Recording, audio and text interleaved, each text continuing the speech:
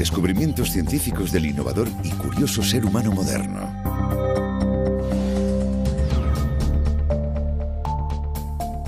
Existen 5 claves que nos abrirán las puertas al futuro.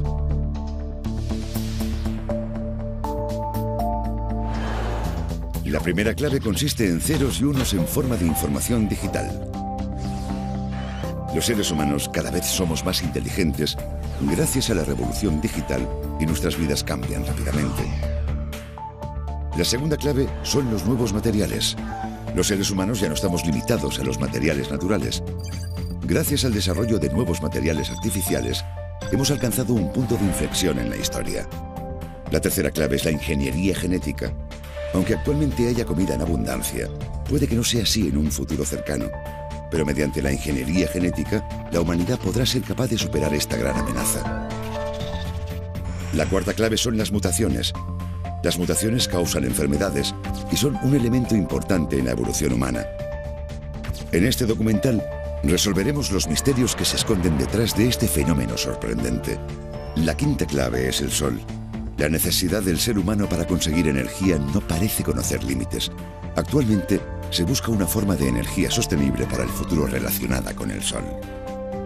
Abriremos las puertas al futuro de la ciencia a través de estas asombrosas 5 claves. Las 5 claves.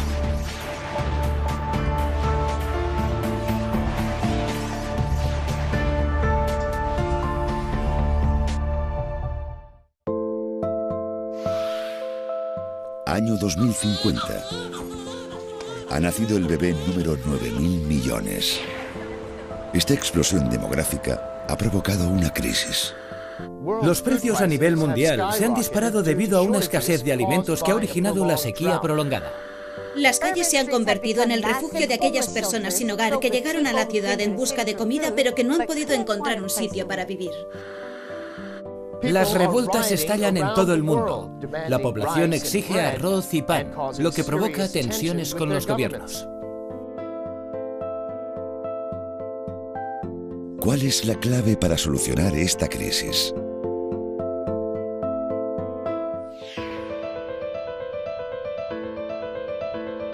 Esta semilla empieza su viaje. Las semillas son la clave de la vida. Han sido el sustento de la humanidad durante innumerables siglos. ¿Qué sería de nuestro futuro si las semillas desaparecieran? Tercera parte, las semillas.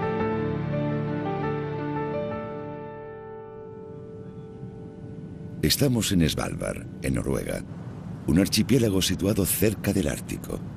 Casi el 60% del archipiélago está cubierto de nieve y hielo.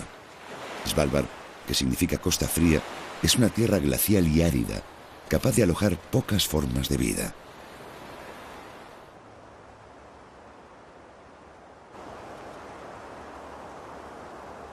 Sin embargo, aquí se encuentra el Banco Mundial de Semillas, el cual atesora todas las semillas del mundo. Pero, ¿por qué se encuentra este banco de semillas en un sitio tan extremo y tan aislado? El edificio está situado a 130 metros por encima del nivel del mar, y la sala que alberga las semillas se encuentra a 120 metros de la entrada exterior, lo que las mantiene a salvo incluso en caso de catástrofe natural. Además, el banco está tan sólidamente construido que podría soportar una explosión nuclear. En realidad, el objetivo del Banco de Semillas de Svalbard es crear un lugar en que éstas puedan estar guardadas para siempre, sin necesidad de recursos externos como la electricidad, ya que la temperatura permanece estable por sí sola. Y además, aquí están totalmente protegidas, ya que se trata de un sitio aislado. Incluso en el día final de la humanidad, cuando el mundo esté reducido a cenizas, el ser humano tendría una última esperanza gracias al Banco de Semillas. Estas semillas le darían una nueva oportunidad.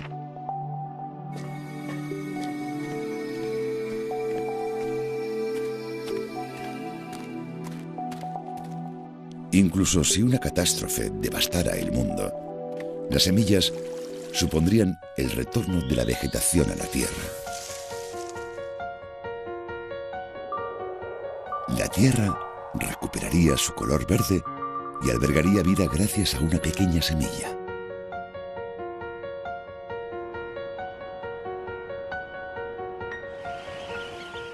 Las semillas son un recurso muy valioso que alimenta a toda la humanidad y nutre las diferentes formas de vida en la tierra. Son plantas embrionarias.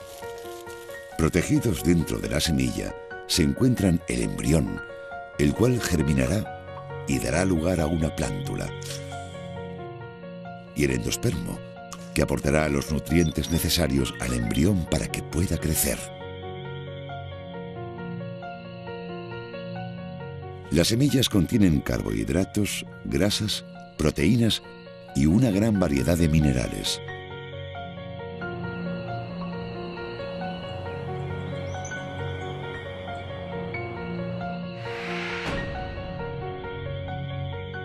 Una vez plantada en la tierra, la semilla germinará, sus raíces se extenderán y el tallo y las hojas brotarán. Después, la planta usará el agua y la luz del sol para crecer.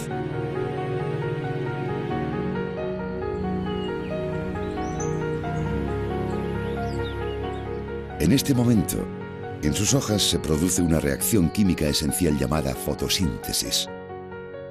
La fotosíntesis tiene lugar en el interior de la clorofila, en las células de la planta. La clorofila, que contiene un pigmento verde, realiza una función importantísima. Así, mediante el proceso bioquímico más importante del mundo, la luz del sol se utiliza como fuente de energía para transformar el agua y el dióxido de carbono en glucosa y oxígeno.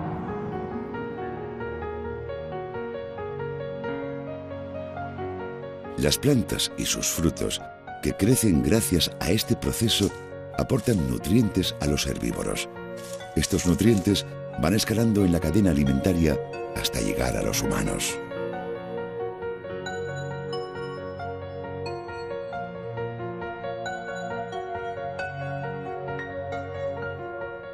Cuando las plantas florecen, atraen a los insectos y se preparan para fabricar sus semillas.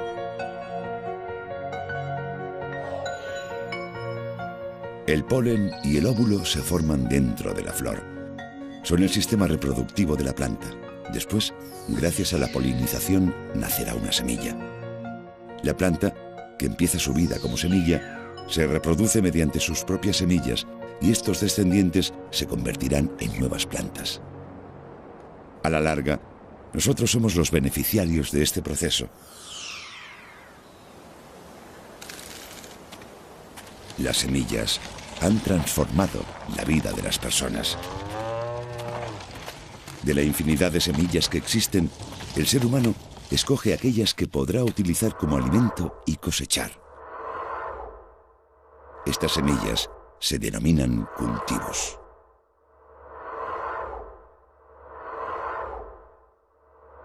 Las variedades que cultivamos y comemos, como el arroz, el trigo, el maíz y las judías, son en realidad las semillas que los seres humanos eligieron hace miles de años. Durante siglos, los humanos fueron cazadores y recolectores, pero con los nuevos conocimientos de cómo usar las semillas, empezaron a llevar una vida sedentaria y mediante la agricultura aprendieron a guardar los alimentos. De esta manera, se podían ahorrar el tiempo que antes dedicaban a la búsqueda de comida. Y fue durante este tiempo libre cuando crearon las bases de lo que sería la civilización.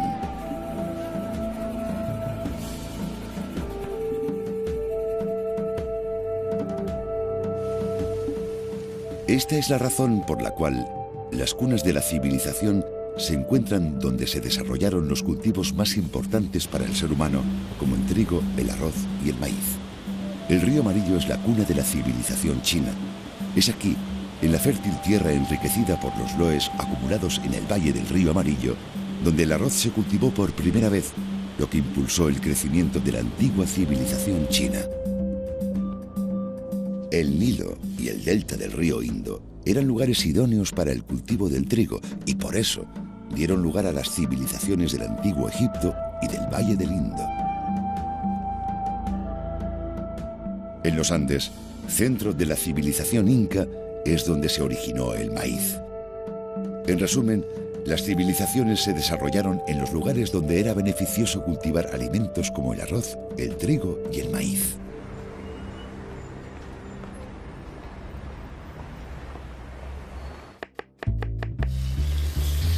Incluso ahora, miles de años después de la formación de estas civilizaciones antiguas, nosotros obtenemos innumerables beneficios del cultivo de esas semillas. La mayoría de lo que comemos, llevamos puesto y disfrutamos existe gracias a las semillas.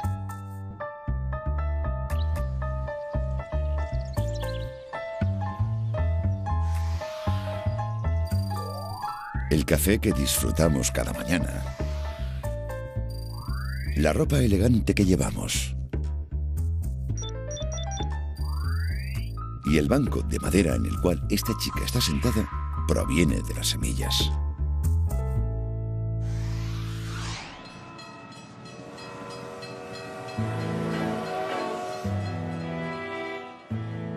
El siglo XIX fue testigo de una rápida transición de una sociedad agrícola a una industrial. Esto conllevó una explosión demográfica mundial. En esa época, Thomas Malthus, un economista británico, ya pronosticó una escasez de alimentos a causa del incremento de la población mundial.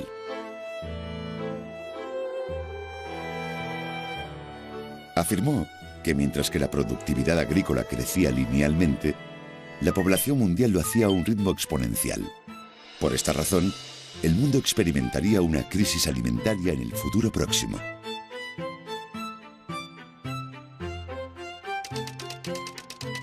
Como si quisiera confirmar las predicciones de Malthus, la población mundial se duplicó en apenas 120 años y, de hecho, el mundo tuvo que hacer frente a una escasez de alimentos.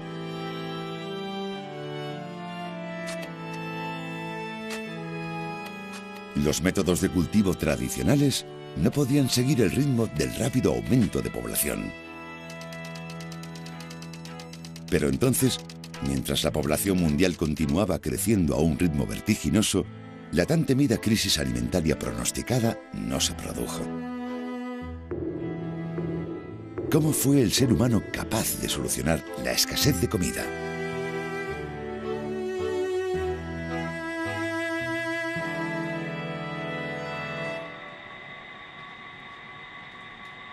En el siglo XX, se empezó a usar el poder de la ciencia para combatir la inminente y prevista crisis alimentaria. Empezaron a cruzar cultivos. Mediante el cruce de variedades con características diferentes, se puede crear una nueva variedad con las cualidades deseadas. El chile dulce, un híbrido entre el pimiento morrón y el chile, es un ejemplo obtenido con esta técnica. Actualmente, la mayoría de los cereales, frutas y verduras consumidos en Corea se obtienen mediante este proceso. Se han hecho grandes esfuerzos para cultivar las variedades más grandes y resistentes a los insectos. Así, para crear una manzana roja y grande, cruzarán una manzana roja y pequeña con una manzana verde y grande. Después de las manzanas obtenidas, solo se elegirán las más grandes y rojas, las cuales se reproducirán usando las técnicas tradicionales. Si sembramos las semillas de las manzanas rojas y grandes, obtendremos unas manzanas más rojas y más grandes. Y en la próxima generación, las manzanas que cosecharemos serán incluso más rojas y más grandes. Después de repetir este proceso durante años, habremos creado una variedad de manzanas rojas y grandes.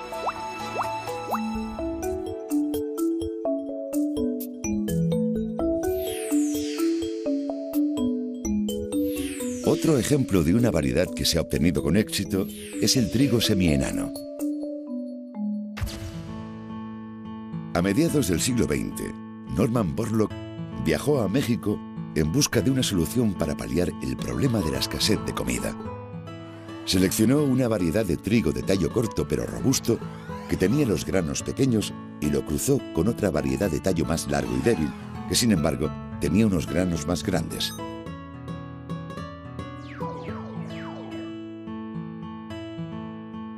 El resultado fue un trigo semienano, que tenía los granos grandes pero el tallo corto y que, por tanto, podía resistir los vientos fuertes.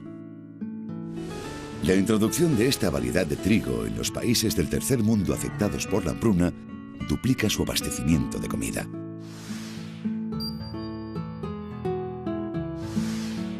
La técnica del cruce de variedades se ha aplicado también en el arroz en Asia. Se está desarrollando una variedad semienana de arroz que ofrece un rendimiento alto y que ayuda a paliar los problemas de escasez de alimentos en la zona. En aquel tiempo, Corea también pasaba por un periodo de dificultades agrícolas. Sin embargo, gracias al desarrollo del arroz Tongil, el rendimiento de las cosechas de arroz creció de 3.500 millones de toneladas en 1966 a 6.000 millones en solo 10 años. Corea fue autosuficiente en la producción de alimentos por primera vez. Otro factor que ha revolucionado la eficacia en la producción de comida es el desarrollo de los fertilizantes químicos. Mediante la síntesis química del nitrógeno, el cual tiene un papel importantísimo en el crecimiento de las plantas, se han alcanzado unos niveles sin precedentes en la productividad agrícola. Durante el siglo XX, tanto el cruce de variedades como los fertilizantes químicos contribuyeron sustancialmente a paliar la crisis de alimentos que padecía la humanidad. El extraordinario desarrollo de las ciencias agrícolas ha revolucionado sin duda la capacidad del ser humano para autoabastecerse. Este desarrollo extraordinario en la producción de alimentos se llama la primera revolución verde. El rendimiento del maíz se ha multiplicado por 7 desde que tenemos híbridos. Y el del arroz se ha duplicado o triplicado en los últimos 70 u 80 años. Esto significa que necesitaríamos toda esa cantidad de tierra para alimentar a la misma cantidad de gente. Así que sin la revolución verde o sin el cruce de variedades, necesitaríamos básicamente de 2 a 7 veces más de tierra para alimentar a la misma cantidad de gente, la población que tenemos en la actualidad. En el siglo XIX, el ser humano tuvo que afrontar una escasez de alimentos, pero gracias a la Revolución Verde empezamos a encontrar la solución a ese problema. Thomas Malthus fue incapaz de pronosticar el potencial de producción que conllevaría la ciencia y la tecnología. Por su parte, Norman Borlaug recibió el Premio Nobel de la Paz por su contribución a la humanidad, gracias al papel destacado que tuvo en la Revolución Verde.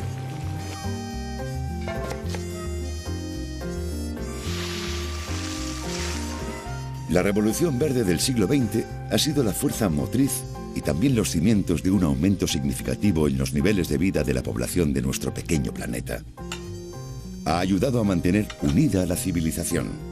No obstante, en el siglo XXI acecha una nueva amenaza de hambruna.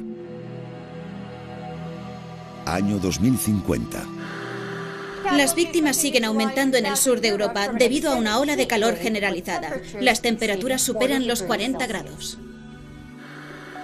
Una sequía persistente en la zona del Mediterráneo ha secado por completo los cultivos, dejando a los agricultores desolados y arruinados. Debido al calentamiento global, las temperaturas han aumentado unos 6,4 grados centígrados en 100 años. Una multitud de refugiados cruza las fronteras en busca de comida y agua. Incapaces de encontrar una alternativa, los países que sobreviven cierran sus fronteras. En consecuencia, miles de millones de personas son abandonadas y morirán de sed.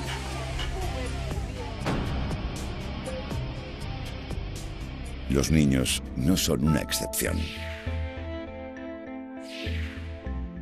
¿Qué pasaría si pudiéramos sembrar trigo africano, el cual puede crecer incluso en condiciones de sequía severa? ¿Qué pasaría si pudiéramos sembrar el arroz que crece en los terrenos inundables? Si desarrolláramos semillas que pudieran tolerar el cambio climático, ¿no se resolverían todos nuestros problemas de escasez? Los problemas del ser humano pronto empezarán de nuevo.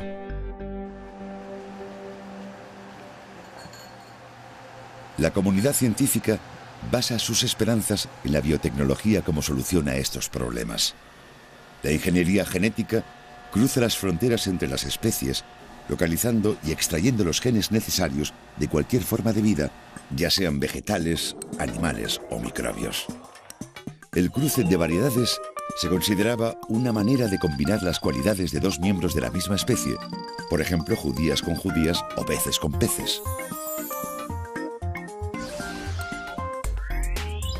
Sin embargo, con la llegada de la ingeniería genética, ahora es posible extraer los genes de un pez e inyectarlos en una judía, creando así una especie de planta totalmente nueva.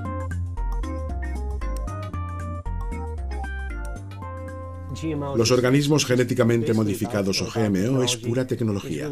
Es una herramienta más, una forma de generar nueva biodiversidad, la cual no obtendríamos mediante el cruce dentro de una misma especie o con especies afines.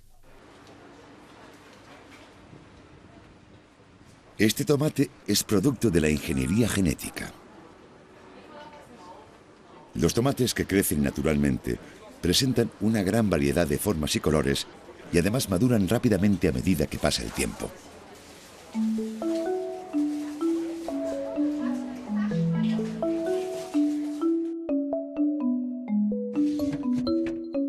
Pero estos tomates rojos y redondos que compramos en los supermercados se pueden guardar durante mucho tiempo sin que el aspecto ni el sabor cambie demasiado.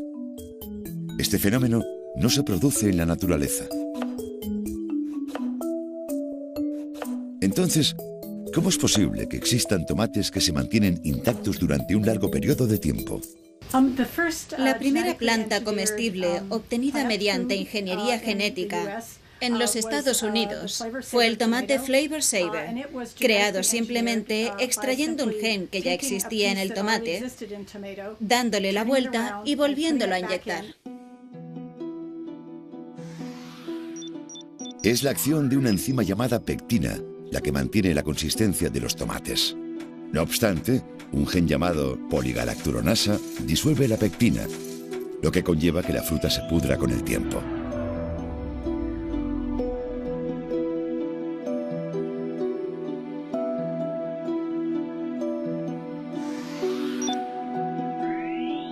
Sin embargo, los ingenieros genéticos han aprendido a bloquear la acción del gen poligalacturonasa y, por tanto, a ralentizar la maduración del tomate. Esto también significa que, una vez que ya estén maduros, estos tomates no se pocharán. Desde la creación del primer tomate genéticamente modificado en los Estados Unidos en 1994, se ha desarrollado una gran variedad de alimentos genéticamente modificados. La ingeniería genética parece ser la clave a los problemas de escasez de comida a los que tendrá que enfrentarse el ser humano en el siglo XXI. Un buen ejemplo es el desarrollo de las semillas de soja llamadas Roundup Ready y de unos herbicidas que ha creado una multinacional llamada Monsanto.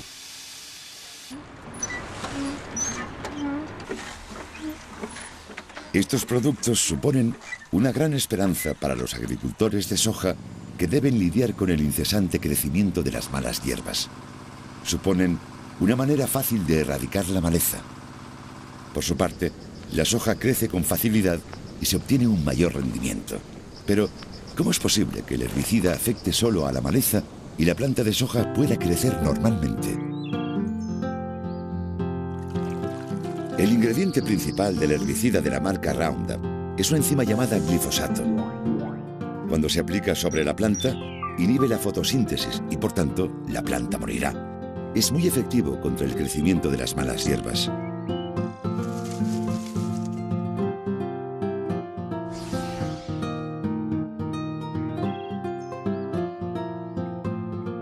No obstante, impregnando las semillas con los genes extraídos de los microbios, las enzimas del herbicida se vuelven completamente ineficaces. Como resultado, las plantas permanecen intactas mientras el herbicida acaba con la maleza.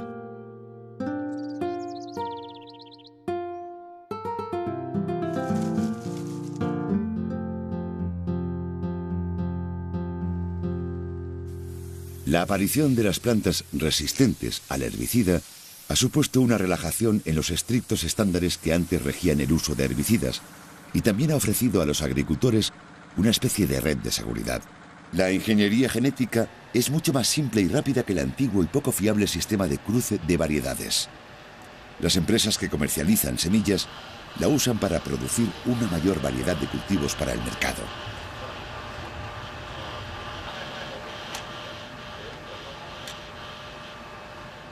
Entre los cultivos resistentes a los herbicidas y plagas, encontramos judías modificadas, maíz, algodón y canola. Y cada año, el rendimiento en la producción de todos estos alimentos experimenta un crecimiento del 10%.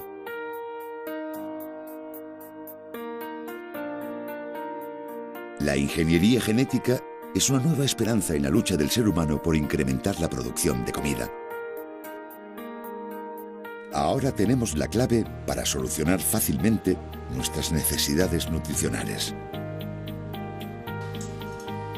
Ha empezado la segunda revolución verde.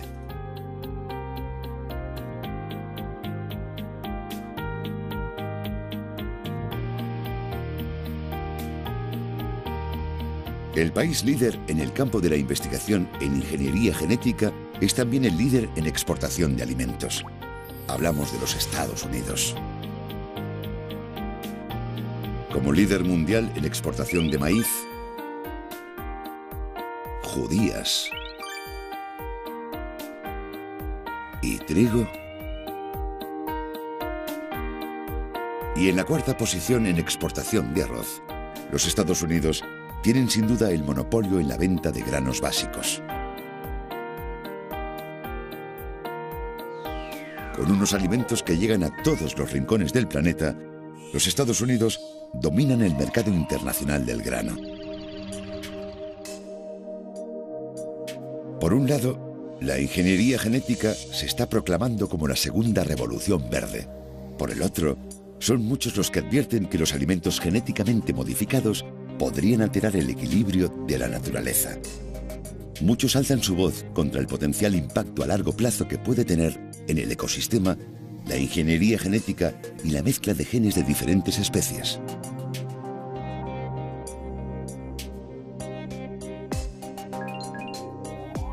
En el siglo XIX, la población mundial era de 1.000 millones. Se espera que en el año 2050 haya llegado a los 9.000 millones. Por eso, las palabras que dijo Thomas Malthus hace 200 años vuelven a estar de actualidad. Según la Organización de las Naciones Unidas para la Alimentación y la Agricultura, la FAO, el precio medio mundial del grano incrementó un 150% en la década posterior a 2002. En los últimos años, sobre todo a partir del 2007 y 2008, hemos visto un incremento preocupante en el precio de todo tipo de productos, pero en particular en el precio de los alimentos más básicos como son el maíz y el arroz. Y lo que más nos preocupa en la organización es que no hay ninguna señal de que estos precios vayan a disminuir. Así que todo parece indicar que en el futuro el precio de los alimentos será muy elevado. Los más pobres, los cuales destinan casi todos sus ingresos a la compra de comida, han tomado las calles en señal de protesta.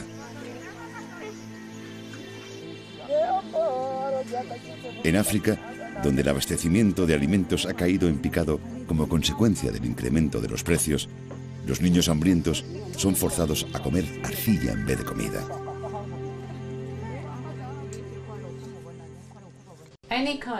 Cualquier incremento en el precio de los alimentos castiga sobre todo a los más necesitados, porque ellos gastan la mayor parte de sus ingresos en comida. Esta cifra puede llegar al 60% en algunos países de la África subsahariana. Algunos incluso gastan hasta el 80% de sus ingresos en comida. El Programa Mundial de Alimentos de las Naciones Unidas, la organización mundial más importante, llama a esta crisis la nueva hambruna y la compara con el tsunami silencioso que está amenazando a toda la humanidad. Hay muchísimos tipos diferentes de comida en el supermercado, pero debido a los altos precios, la gente no puede permitirse comprarlos. Este fenómeno puede amenazar la paz y la seguridad del mundo entero. Si somos capaces de generar alimentos en masa y además las técnicas científicas están en constante desarrollo, ¿por qué en algunas partes del mundo hay gente que todavía se muere de hambre? ¿Y por qué no son suficientes los alimentos que tenemos?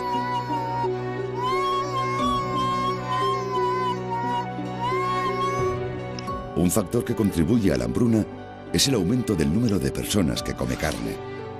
Para criar ganado, se necesita una gran cantidad de plantas. De media, se necesitan unos 7 u 8 kilos de grano para obtener 1 kilo de ternera. El rápido desarrollo de los biocombustibles también ha puesto en peligro el abastecimiento del ser humano. Cada año, aproximadamente el 25% de las cosechas que se obtienen en los Estados Unidos se destina a la producción de biocombustibles. Eso significa que, en total, menos del 50% de la producción obtenida en el mundo es para consumo humano.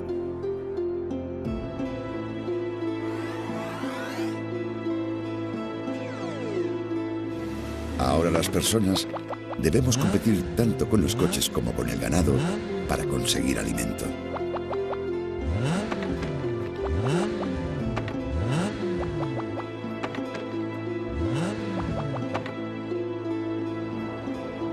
Otra causa de este aumento súbito del precio de la comida es el cambio climático. En otoño de 2012, una sequía severa azotó los Estados Unidos. La sequía tendrá un grave impacto en todos los habitantes, desde agricultores hasta mayoristas o pequeños comerciantes, hasta llegar a los consumidores. En aquel momento, más del 60% de todo el territorio de los Estados Unidos se vio afectado por la sequía. En julio del año 2012, el Departamento de Agricultura de los Estados Unidos pronosticó un gran aumento en el precio de los alimentos. Antes de que la crisis empezara, en mayo de 2012, el precio del maíz era aproximadamente de $4. En octubre del mismo año era de casi 8.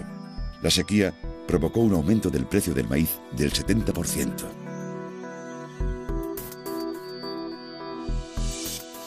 En circunstancias normales, si el coste de los cereales básicos se incrementa en un 40%, el precio en las tiendas o colmados aumenta un 4 o 5%. Por eso, se espera que la sequía en los Estados Unidos tenga un fuerte impacto en los precios de los alimentos a nivel mundial. Con un porcentaje del 41% en la producción mundial de maíz, los Estados Unidos es el mayor productor de este cereal de todo el mundo y también el mayor exportador.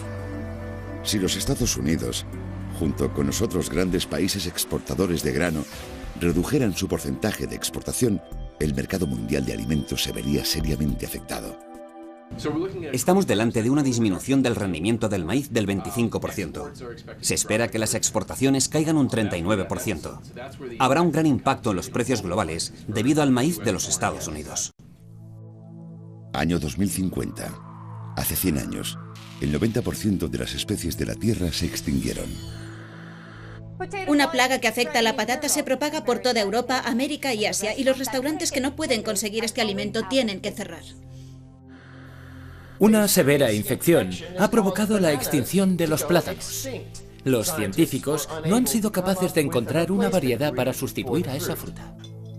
A medida que las variedades se ven afectadas por las enfermedades, las mesas que antes estaban llenas empiezan a vaciarse. Un abastecimiento insuficiente de comida significa enfrentarse a un dolor inimaginable.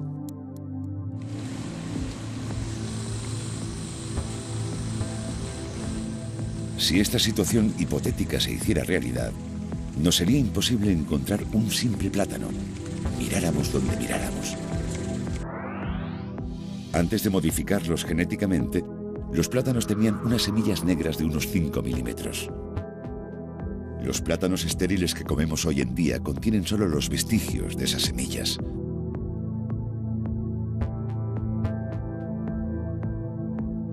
Las semillas se eliminaron para que fueran más fáciles de comer.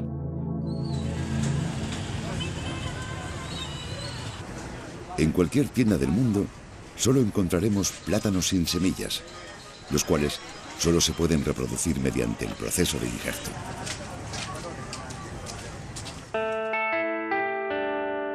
Bastaría que apareciera un nuevo y poderoso microbio para que los plátanos emprendieran el camino de la extinción. La industria de la alimentación solo fabrica variedades unificadas por la comodidad del ser humano. Por esta razón, la humanidad se dirige a una encrucijada: la fría y húmeda Irlanda. En esta tierra árida, donde la gente lucha para poder alimentarse, hay una planta milagrosa que sustenta a la población. Y esta planta es la patata. Las patatas crecen fácilmente, incluso en las tierras muy áridas. Los agricultores cultivan una variedad en particular, conocida como Lamper, debido a su gran rendimiento durante la cosecha.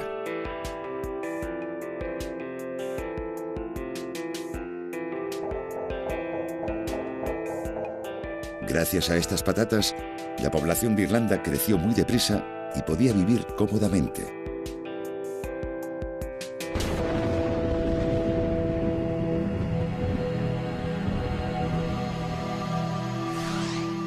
Sin embargo, a mediados de 1840, algunas patatas empezaron a pudrirse en la tierra.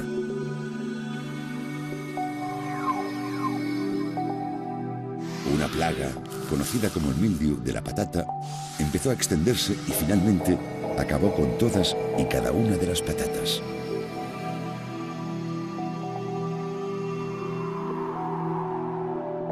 Y como toda la población había plantado esa misma variedad, no hubo semillas de otras variedades que pudieran usarse como sustituto. Privada de su principal fuente de alimento, Irlanda se convirtió en el escenario de una gran tragedia. Y aún hoy, después de 150 años, los agricultores de todo el mundo siguen sembrando una única variedad en el cultivo, tal y como hicieron en Irlanda. Se da preferencia a las variedades de patata que ofrecen un rendimiento alto y eficiente.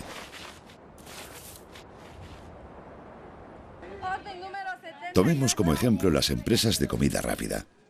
Estas empresas, con miles de franquicias en todo el mundo, solo quieren un tipo de patata. Las patatas fritas que encontramos en estos establecimientos están hechas solo de patatas Russet Burbank. No se pegan incluso después de freírlas y el gusto no cambia durante bastante tiempo. Por esta razón, los agricultores solo siembran patatas Russet Burbank. Si esta especie desapareciera por alguna enfermedad grave o una plaga de insectos, una infinidad de agricultores se quedaría sin trabajo y ya nos podríamos olvidar de las patatas fritas. Y esto no solo ocurre con las patatas. No hace mucho, desde el Programa de las Naciones Unidas para el Medio Ambiente, se alertó de una amenaza considerable para la biodiversidad de la Tierra.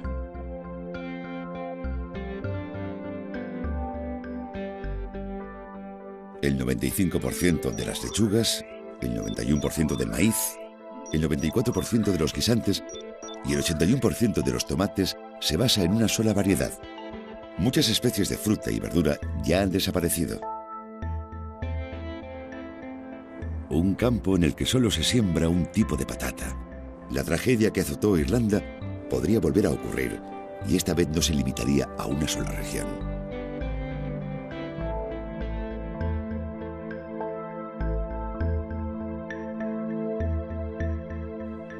En los supermercados, las estanterías llenas ofrecen verduras de colores vivos, todas del mismo tamaño y con unas formas atractivas. Debido al incremento de los precios, las familias se están volviendo más precavidas en su selección. ¿Cómo es posible que, con todas las innovaciones en agricultura, la comida sea cada vez más cara? La respuesta se encuentra en las semillas. Un gramo de oro cuesta alrededor de $7 estadounidenses, pero un gramo de semillas de pimiento cuesta unos $12. Y las semillas de tomates, con un precio de unos $13 por gramo, valen casi el doble que un gramo de oro. ¿por qué son tan caras las semillas?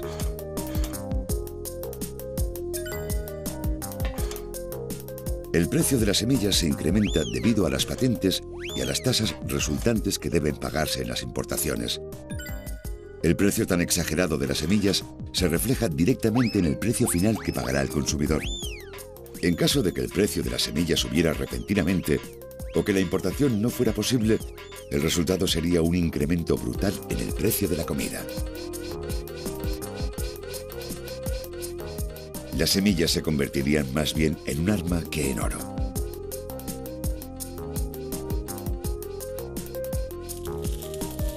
Por esta razón, los gobiernos de todo el mundo han dedicado muchos esfuerzos a intentar conservar los recursos genéticos que dan lugar a las semillas.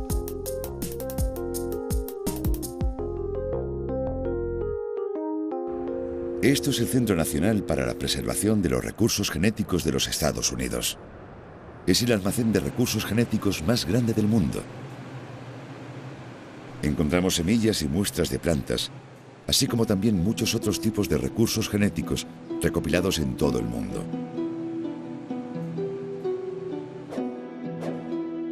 Este centro empezó a guardar semillas con la llegada de inmigrantes a principios del siglo XVI y ha liderado diversas expediciones para recolectar semillas en todo el mundo.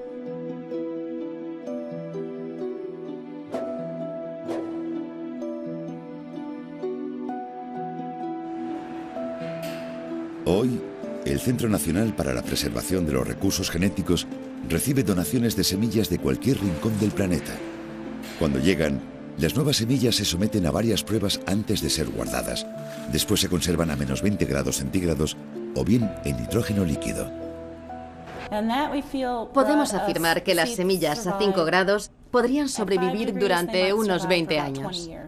Sin embargo, en la cámara frigorífica probablemente sobrevivirán durante siglos. En la década de los 80 empezamos a usar nitrógeno líquido. Estamos hablando de biología a muy baja temperatura.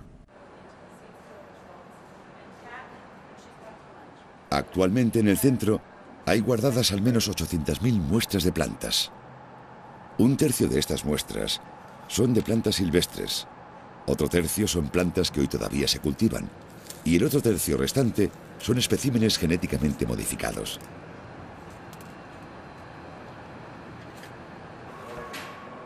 El centro ha guardado con cautela las semillas que forman parte de los recursos agrícolas mundiales. Pero hay un tipo de semilla que últimamente se la trata especialmente bien. Nos referimos a los parientes silvestres. Nos interesan mucho los parientes silvestres porque tienen unas características ocultas que no se observan a simple vista en la planta. Esto es un grano normal de maíz. Y aquí, en esta otra placa más pequeña, tenemos el teosinte, que es el pariente silvestre, el progenitor del maíz. Y como podéis ver, el teosinte es mucho más pequeño. Esta es una característica muy típica de los parientes silvestres progenitores. En las semillas de los parientes silvestres se encuentran las características genéticas como la resistencia a las plagas y la tolerancia a las sequías extremas, las cuales la ciencia todavía está investigando.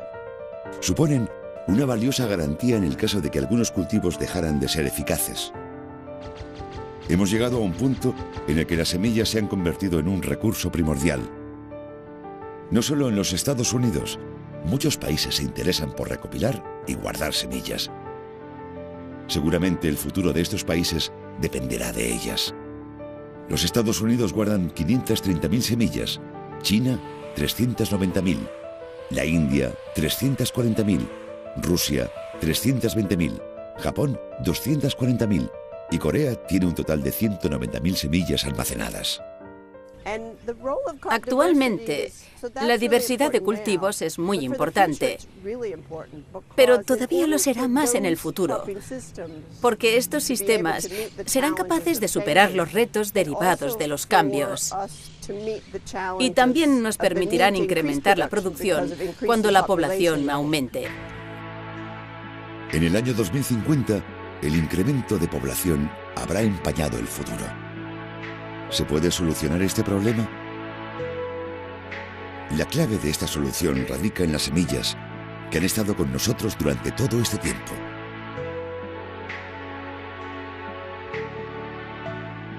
Con cada inminente crisis de alimentos, hemos recurrido al poder de la ciencia, la cual, a su vez, ha solucionado el problema gracias a las semillas.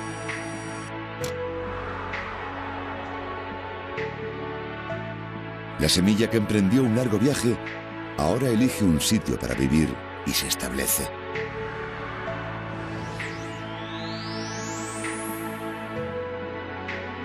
Una vez que ha germinado, hace crecer sus raíces. Y gracias a los tallos y a las hojas, empieza a dar fruto.